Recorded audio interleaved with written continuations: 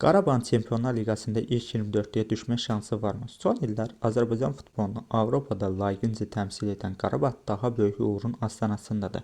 Təmsilçimiz Çempionlar Liqasının liqa mərhələsində ilk 24-yə yüksələ və bir üst tura adlaya bilər. Bunun üçün də Qarabağın ilk 24-lük komandalarından biri olması vacibdir. Gəlin Qarabağın bu şansını birlikdə analiz edək. Hazırda Çempionlar Liqasının liqa mərhələsinin bitməsinə son bir tur qalıb. Qarabağın 10 xallı var və komanda 18-ci pillədə qərarlaşır. Bu isə o deməkdir ki, Qarabağın ilk 24-lükdə qalma şansı öz əlindədir. Lakin rəqiblərin nəticələri də böyük rol oynayacaq. Qarabağın əsas rəqibləri kimdir? İlk rəqib Kopenhagendir. 8 xallı və 26-cı yerdədir. Kopenhagen ilk 24-yə düşmə şansı var. Amma son turda rəqib Barselonadır. Oyun İspaniyada keçiriləcək. Barselona ilk 8-ci uğrunda mübarizə aparır. Bu səbəbdən Kopenhagen üçün çox çətin qarşılaşma olacaq. Digər rəqib isə Napolidir. Napolinin 8 xallı mövcuddur. Napoli son turda öz meydanında Chelsea ilə oynayacaq.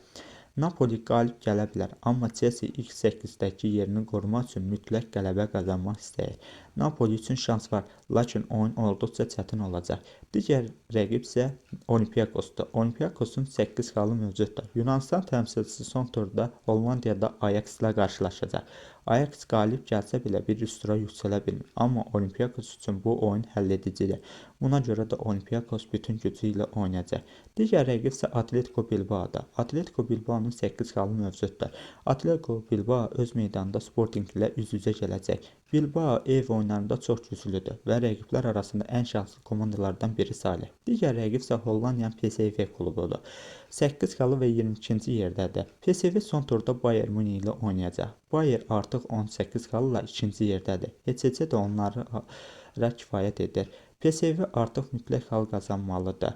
Buna görə də risk edəcək. Digər rəqib isə Monacodur. 9 xallı və 21-ci yerdədir. Monaco son turda Juventus ilə oynayacaq. Bu oyun Juventus üçün vacib deyil. Amma Monaco öz meydanında oynamağı üstünlüyü ilə meydana çıxacaq.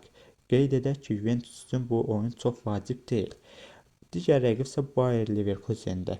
9 xallı və 20-ci yerdədir. Bayer Leverkusen son turda Villarreal'ı qəbul edəcək. Villarreal üçün bu oyun formal xarakterik daşıyır. Buna görə də Leverkusen qalib gəlmə şansı kifayət qədər yüksəkdir. Digər rəqib isə Marseille klubudur. Marseille'in 9 xallı mövcuddur. Marseille son turda Belçikada Brugge ilə oynayacaq. Marseille üçün bu oyun çox çətindir. Əgər Marseille uduzsa ilk 24-lükdə taleyi digər oyunların nəticəsindən asılı olacaq. Qarabağ son tur oyununu İngiltərədə Liverpool'la qarşılaşacaq.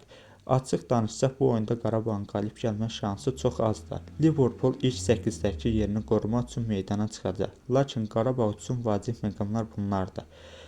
Az fərqlə məğlubiyyət və rəqiblərin xal itirməsi. Bu halda Qarabağ ilk 24-lükdə yerini qoruya bilər. Qarabağ təkcə öz oyunu ilə yox, digər komandaların nəticələrindən də asılıdır. Hazırda Qarabağın vəziyyəti göstərir ki, Qarabağ ilk 24-lükdə düşmə şansı realdır. Sizcə Qarabağın bu mərhələyə keçə biləcəkmi? Fikirlərinizi şərh bölməsində yazmağı unutmayın. Sağ olun, salamat qalın.